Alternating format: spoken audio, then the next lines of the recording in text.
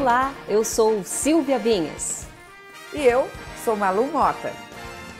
O Notícias em Foco está no ar. 2020 ficou marcado pela disseminação do novo coronavírus, que reforçou a importância dos bons hábitos de higiene.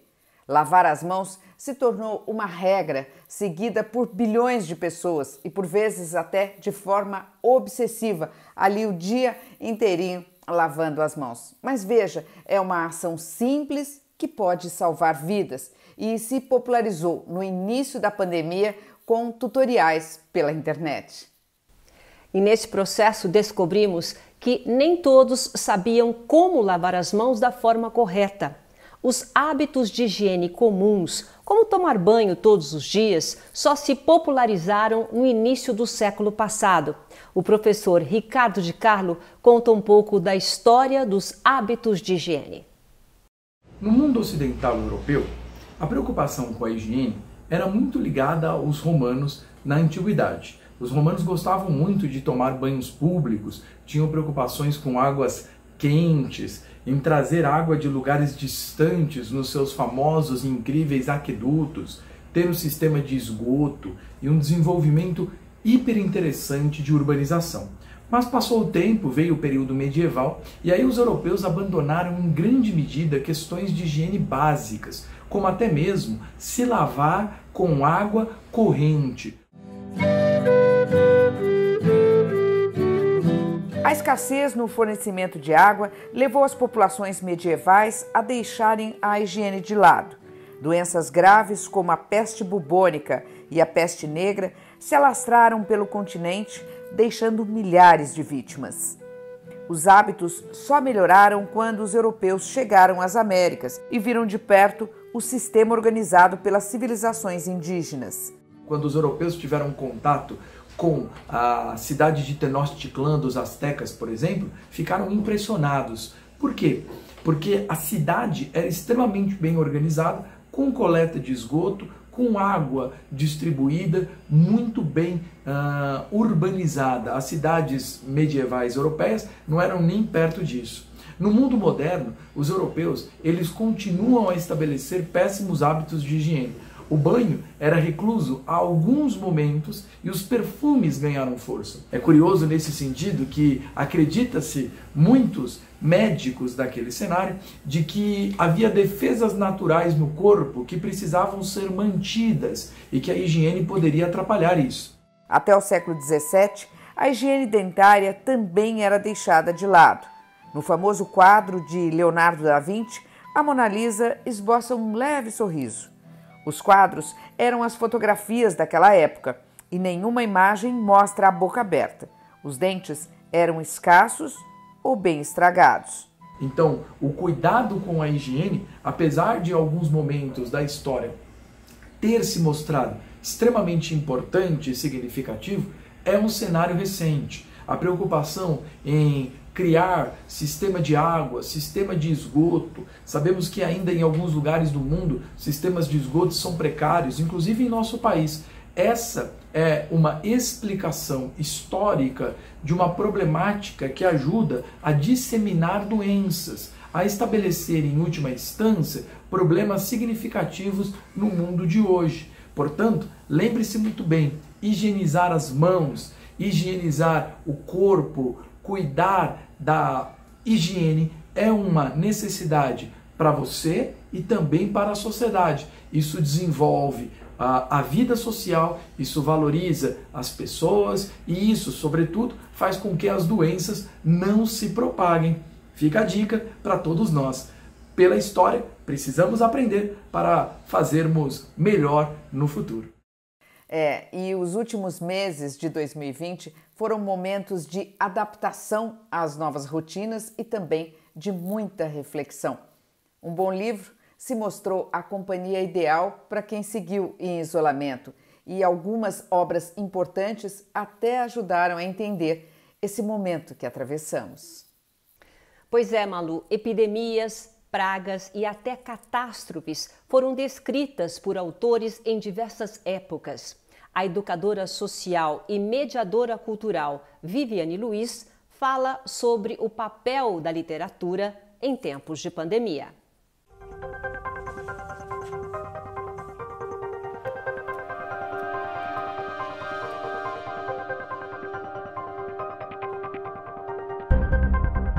Palavras que aguçam os sentidos e desafiam a imaginação. Contos que podem causar arrepios. Nas páginas da literatura não faltam histórias inspiradas em pragas como peste negra, cólera, ebola, coronavírus. A realidade sempre fascinou a ficção. Livros como O Ensaio sobre a Cegueira, de José Saramago, ou A Peste, de Albert Camus, anteciparam esse tipo de realidades distópicas, ou seja, que fogem do nosso controle. E, de alguma forma, sentimos mais reconfortados ao ler. Desde o primeiro momento, muitas pessoas tiveram essa necessidade de recorrer à literatura. Fechados em casa, passaram a observar com mais atenção os livros que sempre estiveram ali à espera de uma oportunidade para serem lidos. A pandemia trouxe muitas dificuldades, muitos recomeços, muitas incertezas, mas eu continuo pensando que a literatura pode, sim, ajudar-nos em momentos tão incertos como esse. A Viviane Luiz faz doutorado em Estudos Culturais na Universidade do Minho, em Portugal, e observa as diferentes experiências que a literatura tem proporcionado em meio ao isolamento social. Pessoas que se reuniam já de forma presencial para falar sobre livros e leituras, reuniram-se então agora numa plataforma.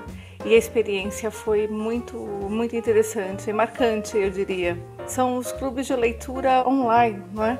Mas não foram só os leitores que se posicionaram em relação a isso em Portugal.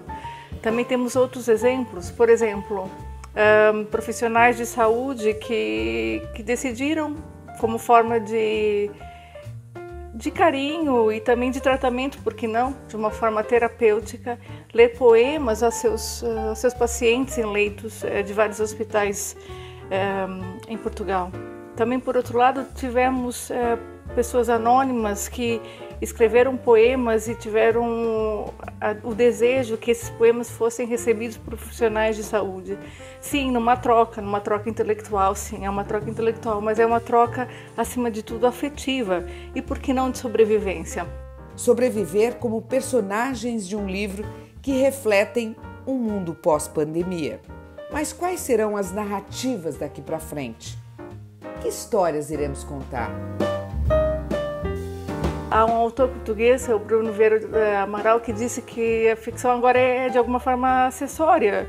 Ela não tem importância porque a realidade suplantou toda e qualquer imaginação de quem escreve ou de quem pensa sobre livros. Mas há escritores que também tiveram outro tipo de estratégia para lidar com essa questão atual. Um deles foi o Gonçalo M. Tavares, que desde o primeiro momento, num esforço pessoal, íntimo e até mesmo de sobrevivência, escreve diariamente o Diário da Peste.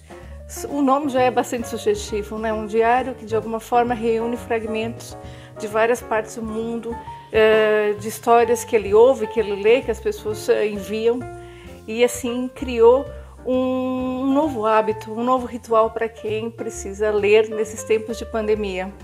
E eu separei aqui um trecho, Diário da Peste, 20 de abril. Nossa Senhora das Janelas, sim, todos à espera que o vazio fique ainda mais vazio, esvaziado daquilo que mete medo. E ele continua, que a Nossa Senhora das Janelas nos permita sair. Rezam uns, sem mexer a boca, só com os olhos.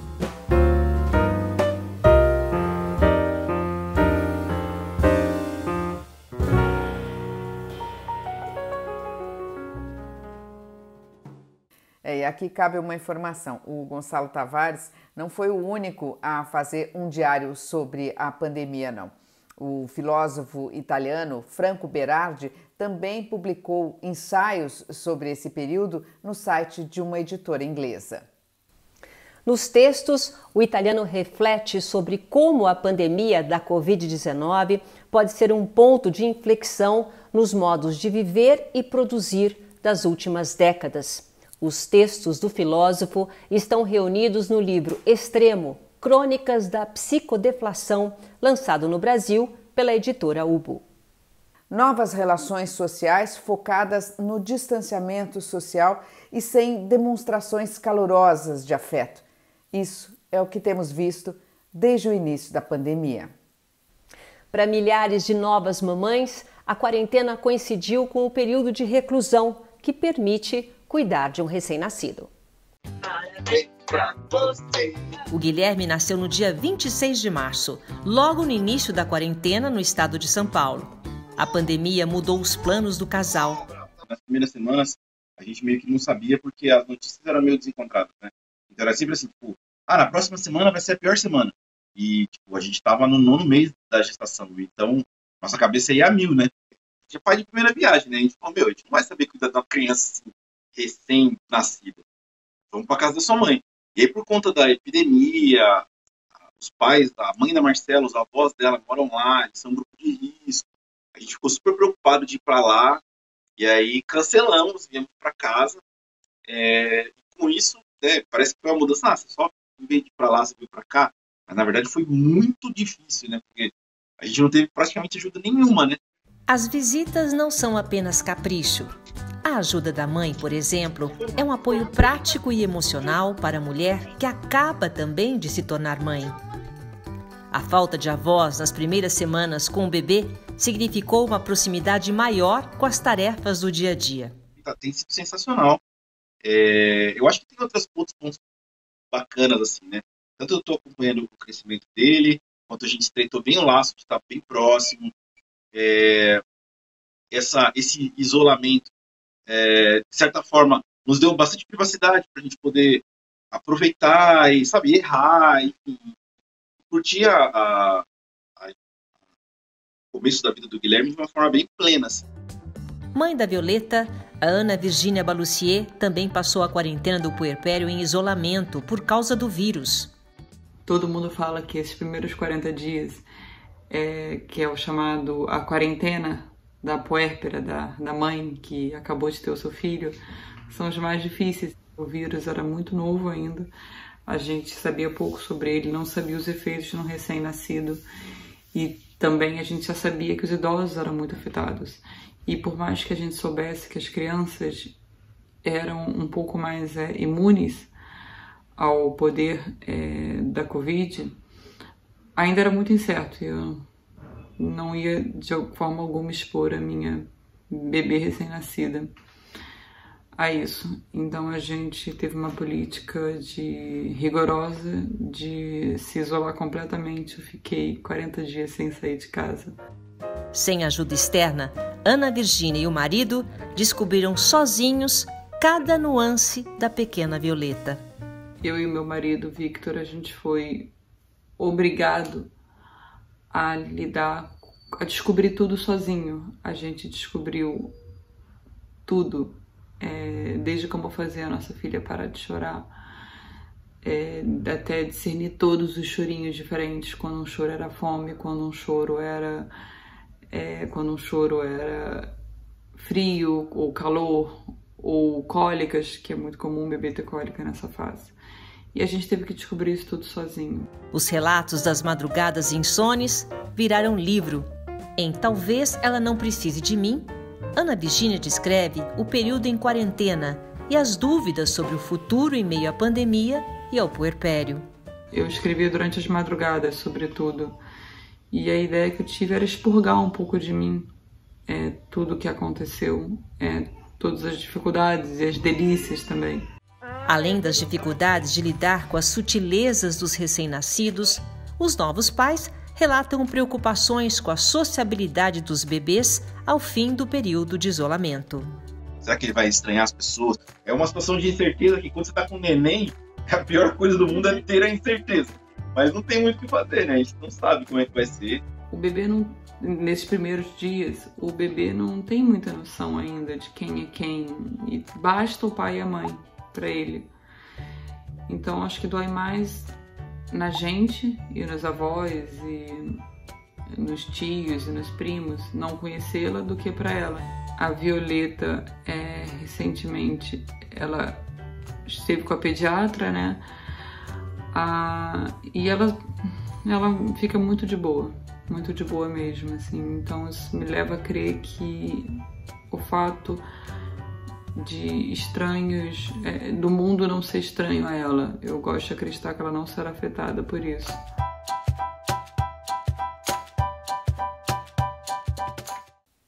As puérperas, que são aquelas mulheres que acabaram de ter filhos, e as grávidas, foram declaradas como grupo de risco para o novo coronavírus pelo Ministério da Saúde. Apesar das pesquisas não serem conclusivas, casos de morte em gestantes e bebês chamaram a atenção dos médicos, viu, Silvia? E segundo os especialistas, Malu, elas podem ter a imunidade e o sistema respiratório comprometidos, principalmente no último trimestre da gravidez e logo após o parto. O recomendado é que as grávidas só saiam de casa quando forem a exames e consultas do pré-natal e as puérperas para ir ao pediatra. Segundo a Organização Mundial do Turismo, ligado às Nações Unidas, as receitas do setor devem registrar queda entre 20% e 30% em 2020. Mas em localidades que sobrevivem do turismo, esse impacto pode ser ainda maior. Em destinos populares no Brasil, como as praias nordestinas, as atividades chegaram a ficar completamente paralisadas por causa da pandemia. Nesse período, as comunidades vivenciaram uma nova rotina.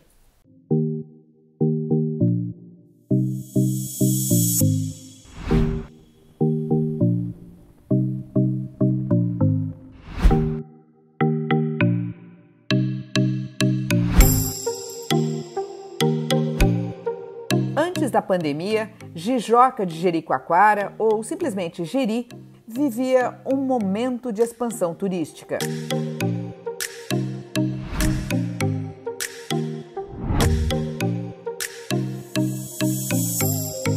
Destino em alta no Ceará, a vila se tornou atrativa pelas belas paisagens e pelo ar rústico, com becos apinhados de lojas de artesanato e ruas de areia.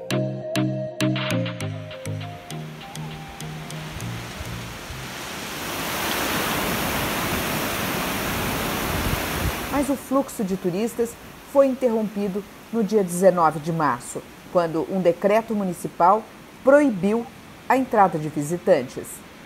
Quando nós tivemos a notícia da chegada do vírus no Brasil, logo na segunda quinzena de março, toda a nossa região foi fechada para o turismo. Foi um impacto muito grande, né, para nós aqui em Jericoacoara, e para os 2 municípios vizinhos que fazem parte das rotas turísticas aqui da região, né, que é o Preá e Camusim. E nesse momento foi realmente uma surpresa muito grande para todos nós, porque nós vimos uma Jericoacoara que na noite anterior estava toda movimentada, com bastante turista, e logo no dia seguinte nós tivemos aí o decreto municipal que fechou as fronteiras e todos os turistas que estavam em Jeri e na região tiveram que deixar o destino. E para nós foi um impacto muito grande e também uma nova situação que a gente jamais tinha vivido, né? Isso foi realmente diferente para todos nós que somos aqui da região, que trabalhamos com turismo, né? E somos habituados a ter um fluxo bem alto de pessoas circulando dentro da vila. E a partir daí nós tivemos uma vila deserta, simplesmente com os moradores. Júlio César Borges é de Goiás, mas mora em Jeri há 13 anos, onde atua no segmento turístico. Para ele, as restrições impostas pela pandemia acabaram unindo os moradores. A comunidade ela se uniu junto aos empresários, às associações e cooperativas para poder achar uma solução para ajudar as pessoas menos favorecidas. Então nós fizemos algumas lives com os artistas locais, né, os músicos, e dentro dessas lives foram feitas arrecadações de valores e doação de alimentos, foram feitas todas também as orientações para a quarentena, para que as pessoas realmente ficassem em casa e cuidassem principalmente das pessoas mais velhas, né? A fotógrafa chilena Tânia Heyman Reutemann acompanhou de perto a quarentena em Jeri, lugar que ela adotou como morada em 2002, quando fazia um mochilão pelo mundo. Eu vi essa imensidão, essas dunas, essa praia enorme. Eu disse, eu acho que aqui eu poderia morar. De 2002 para cá, eu tenho também morado no Canadá. Então, me considero chilena, canadense e cearense, jericoacoarense.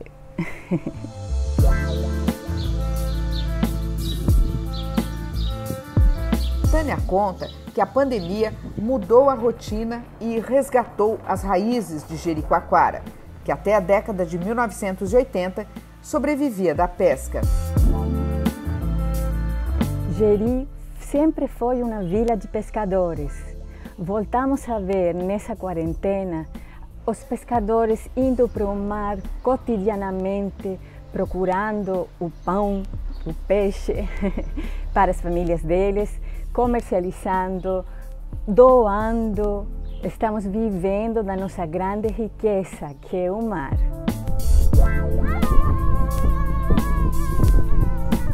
Além de fotógrafa, Tânia é artista de rua e transforma as brincadeiras com bolhas de sabão em terapia para as crianças da comunidade. Nesse período, cada cidadão tenta fazer a sua parte. Eu, por exemplo, sou artista de bolhas de sabão. No Canadá, na província de Quebec, eu tenho um teatro de bolhas de sabão.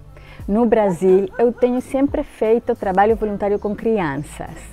Nesse período de quarentena, eu observei que tem muitas crianças com problemas de ansiedade, com problemas de estar muito tempo colados no celular, com problemas para dormir. E eu comecei a identificar certas famílias e oferecer discretamente pequenos espetáculos de bolhas, geralmente na porta da casa deles, ou alguma vez com crianças que precisam sair da casa, em algum lugar da praia, muito tranquilo, com distanciamento social, com nossas máscaras. Eu proporciono um momento de alegria, de expansão, de esperança, que isso vai melhorar. As crianças têm uma chance de sair por um momentinho da realidade e ir para o mundo de mágicas fantasias. Eu me sinto muito satisfeita de ter essa oportunidade e eu sinto que as famílias também agradecem de coração um momento de distração.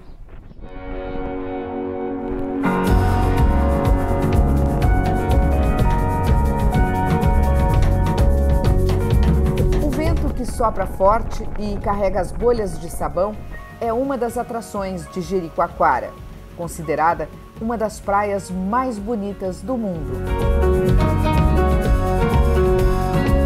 Estamos acostumados a ter muitos brasileiros que vêm conhecer as nossas belezas naturais e também muitos europeus que vêm na Terra do Vento praticar windsurf, kitesurf. Somos um dos lugares mais reputados do mundo para a prática de esportes de mar. E temos a grande vantagem de ter a impressão que quando tudo isso vai passar, o turista vai procurar um lugar como a nossa Jericoacoara. Por quê? Pela imensidão de nosso lugar.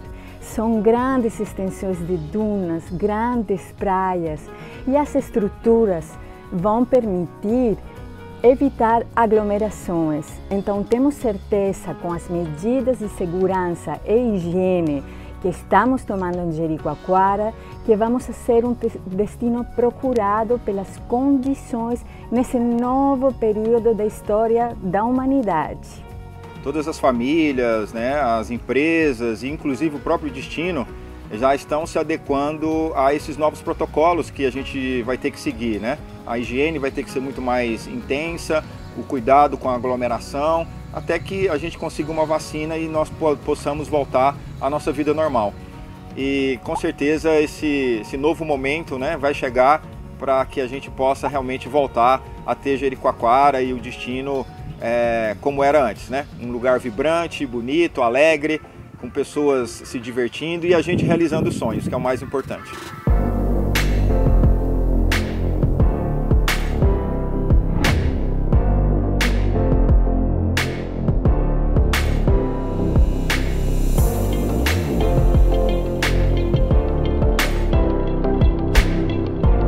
Encravada entre as dunas e o mar, Jeri aguarda a volta dos turistas, enquanto assiste ao sol nascer e se pôr no oceano.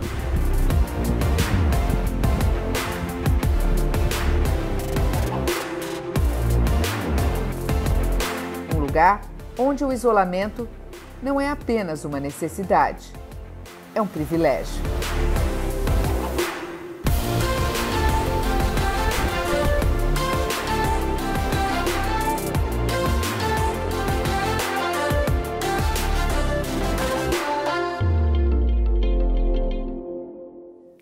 E o Notícias em Foco fica por aqui. Lembrando que você pode acompanhar esta edição também nas nossas redes sociais, no Instagram, no Twitter, no Facebook e no YouTube.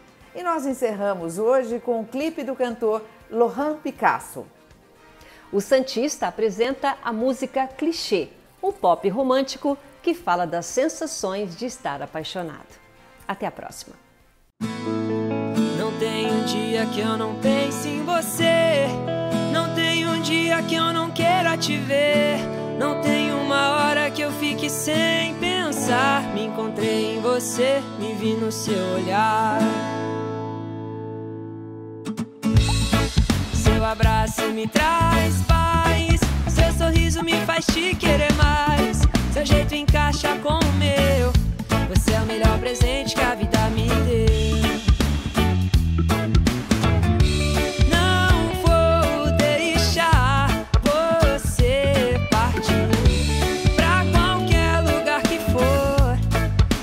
Você eu quero ir. Pode parecer clichê,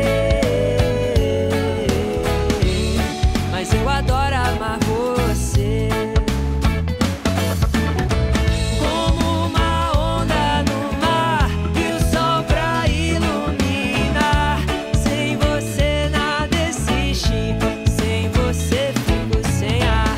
Como uma onda no mar e o sol pra iluminar. Sem você nada existe, sem você fico sem ar. Ai, ai, ai, ai.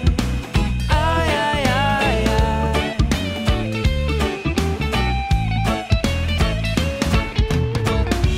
Não vou deixar você partir pra qualquer lugar que for. Com você eu quero ir. Pode parecer clichê, mas eu adoro amar você. Como uma onda no mar e o sol pra iluminar. Sem você nada existe, sem você fico sem ar. Como uma onda no mar e o sol pra iluminar.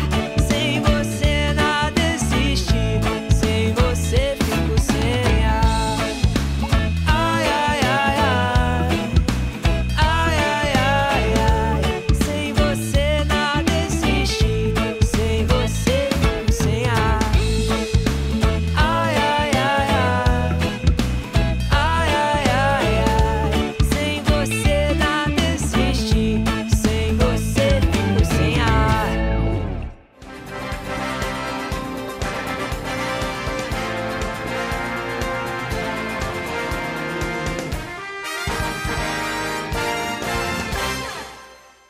Meu nome é Juliana, eu sou filha do Marcos Costa Barros. Ele faleceu em 2010. No 8º dia que meu pai estava na UTI, a gente soube que ele tinha tido morte cerebral. Então, assim, como meu pai também sempre foi uma pessoa que ajudou muito, então, assim, era mais uma ajuda que a gente estaria fazendo em nome dele. Não, ele tá fazendo, no caso. A equipe médica foi incrível também, assim. Eles abordaram a gente de uma maneira, eu diria até bacana, né? Assim, apesar do momento, eles foram muito sensíveis com a gente. Todos nós somos doadores de órgãos. Eu, meus 3 irmãos e minha mãe. Apesar do momento, eu vou estar salvando uma vida, entendeu? Ou várias, no caso, né? Eu vou estar ajudando alguém que eu sei que está sofrendo. Mesmo no momento de dor, é muito gratificante saber que ali não tem mais o que fazer, né? É uma decisão difícil, porém eu tenho certeza que foi a melhor decisão da minha vida. Independente de estar perdendo o meu pai. No momento de tanta dor, eu disse sim à doação de órgãos e não me arrependo.